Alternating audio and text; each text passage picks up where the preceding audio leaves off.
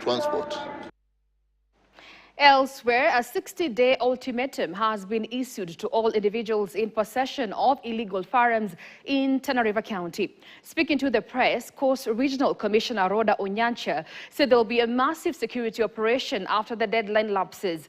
This follows months of deadly clashes between the Degodia and Orma communities. Meanwhile, Coast Police Commander Ali Nuno reassured residents that security remains stable in Mombasa and other coastal cities during the festive season, adding that both local and international tourists have been assured of their safety.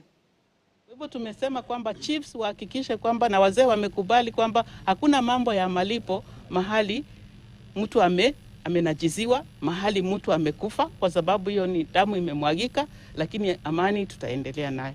Kwa hivyo operationi tuko hapa, tutaendelea, lakini kabla hatujaanza ile ambayo ni kali sana, tumekubaliana pia jambo moja. Tumesema bunduki zote ambazo tuko nazo na wazee wako hapa siweze kurudishwa kwa serikali, kwa sababu bunduki ziko hapa na kila jamii katika eneo hili la Tana River. Hata tuwezi sema ni Degodia na Orma peke yake.